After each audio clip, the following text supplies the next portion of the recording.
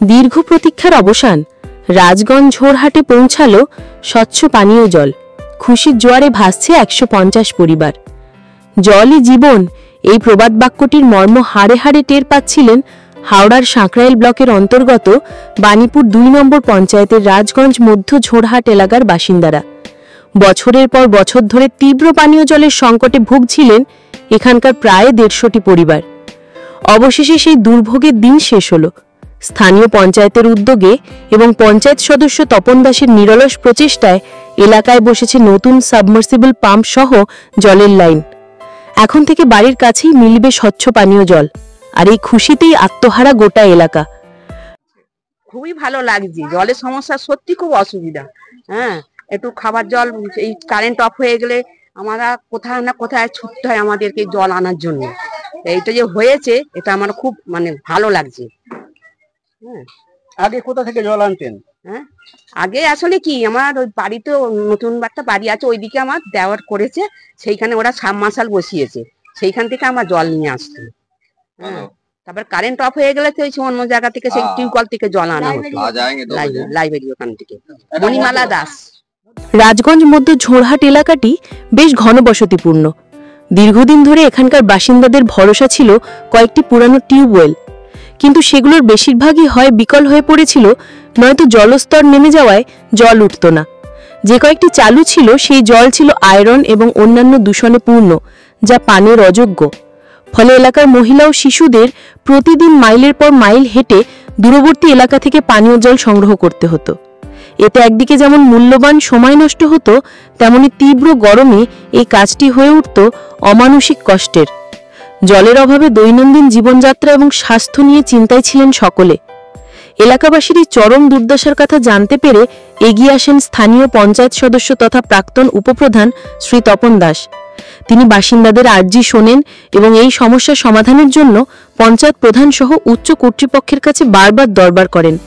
তার ধারাবাহিক প্রচেষ্টায় বাণীপুর 2 নম্বর পঞ্চায়েত কর্তৃপক্ষ এই প্রকল্পটি বাস্তবায়নের জন্য উদ্যোগ গ্রহণ করে। দীর্ঘদিন এখানে প্রায় 150 লোকের পরিবার আছে।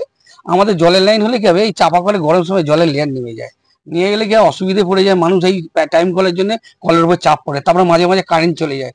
তাই এটা নেওয়া হয়েছে কি এখানে কিছু মানুষ জল নিয়ে গিয়ে তারা খাবে, রান্না করবে, এটাই আমাদের মানুষের কাছে আশা। এটা সামনেই তো 21শে জুলাই, কি প্রস্তুতি নিচ্ছেন? 21শে জুলাই তো মাননীয় মুখ্যমন্ত্রী মমতা ব্যানার্জি নির্দেশ দিয়েছে ধর্মতলা চলো। সেই ধর্মতলা চলার জন্য আমাদের এখান থেকে এমনি এই বুথ থেকে 2টো বাস হয়ে যায়। হ্যাঁ, এবার 11টা বুথ আছে, 11টা বুথে যদি মনে করি আমাদের মাননীয় পিয়াপাল, যিনি আমাদের খুব ডাক লাগলে সবসময় কাছে পাই, বিয়াদি আজকে 21শে জুলাই নিয়ে ব্যস্ত। কালকে গেছিলাম, বলে আসছি দিদি আসতে পারিনি। দিদি বলে তোরা কর, আমি আছি তোদের সঙ্গে সবসময়। তাই যাই হোক, এমএলএ নির্দেশে বাণীপুর 2 পঞ্চায়েতে আমাদের উপপ্রধান আছে, আমার দিদিরা আছে, বিশেষ করে আমার গ্রামের মানুষ যদি পাশে থাকে আমি আশা করব যে আমি মানুষের কাজ করতে পারবো, এইটুকুনি আশা আছে। সারা মানুষের বার্তা দেবো। যেগুলো এই দেখুন, এই কিছুদিন আগে এখানে কিছু আর কি বলে পলিটিক্যাল রাজনীতি বলেছিল যে রেলের জমি মানে উদ্বাস্তু, এরকম ডেকে বলেছিল। আমিও রেলের জমির মধ্যে বসবাস করি, কিন্তু আমি রেলের জমি বলে কি তারা মানুষ নয়, তারা ভোটার নয়, তারা পরিষেবা পাবে না? আমি প্রধান ম্যাডামকে বলেছি, প্রধান বলছে কেন পরিষেবা পাবে না? নিশ্চয়ই পরিষেবা পাবে, কিন্তু পরিষেবা সবাই পাচ্ছে। কিন্তু একটা জিনিস কি, আমার এটাই গর্ব যে আমি বিডিও সাহেবকে এবং আমার এমএলএ ম্যাডামকে এবং ব্লক সমষ্টি উন্নয়নকে অসংখ্য ধন্যবাদ যে আজকে রেলের জমিতে 26টা নাম এসে 26টা লোকই 6টা ঘর করছে, তারা বাসস্থানটা থাকছে। টালির চাল ভাঙা অবস্থায় পরিষেবায় ছিল, সেই জায়গাতে আস্তে আস্তে মাননীয় মুখ্যমন্ত্রী উন্নয়নের দিকে এগোচ্ছে, তারা কাজ করছে। আপনার নাম? আমার নাম তপন দাস, বাণীপুরের প্রাক্তন উপপ্রধান ছিল, এমন শিল্পের সঞ্চালক। দ্রুততার সাথে কাজ শুরু হয় এবং সম্প্রতি একটি উচ্চ ক্ষমতা সম্পন্ন সাবমার্সিবল পাম্প বসিয়ে একাধিক জলের ট্যাপের ব্যবস্থা করা হয়, যা এলাকার বিভিন্ন প্রান্তে জল সরবরাহ করবে। এখন থেকে বাড়ির কাছেই মিলবে স্বচ্ছ পানীয় জল, আর এই খুশিতেই আত্মহারা গোটা এলাকা। কল দিয়ে স্বচ্ছ জল পড়তে দেখে উল্লাসে ফেটে পড়েন বাসিন্দারা। এলাকার এক প্রবীণ বাসিন্দা বলেন, এই বয়সে আর দূরে যে জল আনার ক্ষমতা ছিল না। তপন বাবা আমাদের জন্য যা করলেন তা জীবনেও ভুলব না। ভগবান ওনার মঙ্গল করুন। না, গিরিশবাবুকে আমরা খুবই ধন্যবাদ জানাবো যে খুবই আমাদের উপকৃত হলাম যে এই জলটার জন্য। হ্যাঁ, আর কি বলবো, যে আমার আর তো কিছু ভালো নেই। এইবারে যদি এই সংস্কারটা করে ড্রেন খাল এগুলো হলে আরো কিছু ভালো। আপনার নাম? আমার নাম স্বপন সর্দার। শেখ বি রহমানের report, AMP news, Howrah, Sankrail, Rajganj. এর জলের মানুষের চারিদিকে এটা হলো করা হলো, অসুবিধা হচ্ছিল, সমস্যা ছিল একটা, সেই জন্য করা হলো। এই জলটার উৎস কি আছে? সাবমার্শাল। সাবমার্শাল করা আছে। তো এখানে কতগুলো ফ্যামিলি রয়েছে? এখানে 150। আশপাশে কোনো টিউবওয়েল বা চাপা কল আছে? না, এগুলো ওই গরমের সময় জল থাকে না, লেয়ার থাকে না। লেয়ার থাকে না জলে, ওই জন্য পার্সোনাল বাড়ির মধ্যে আছে। হ্যাঁ, খুব ভালো লাগছে। করছেন এ বিষয় হবে, আসতে একটু সময় লাগবে। সবাইকে চিঠি দেয়া হয়ে গেছে, একটু বলেছে সময় লাগবে।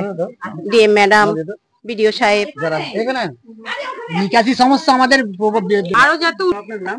তপতি ঘোষ। খুবই ভালো লাগছে। এবার যে জলের এটা হলো নতুন প্রকল্পটা হলো, এটা আমাদের সবাই ভালো লাগছে। তবে আমাদের এখানকার ব্যাপক যে জিনিসটা নিকাশি ব্যবস্থাটা হলে আমরা খুবই উপকৃত হই, কারণ সমস্ত আমাদের জলের উপর দিয়ে চলাচল করতে একটু বৃষ্টি হলেই ডুবে যাচ্ছে। আমরা নিকাশিগুলো খুব শিগগিরই করা দরকার আছে, কারণ না হলে আমাদের খুবই অসুবিধার মধ্যে পড়তে হয় প্রত্যেকটা মানুষ এখানকার যারা চলাচল করি বা এখানে যারা বসবাস করি। গিরিশবাবু কেমন কাজ করছেন এখানে? না, গিরিশ তো আমাদের চেয়ে ভালো ছেলে, নিজেদের ঘরের ছেলে, আমাদের এলাকার কাজ করছে, ঠিক আছে। তবে এইগুলো করলে আরো আমাদের ভালো হবে। গিরিশ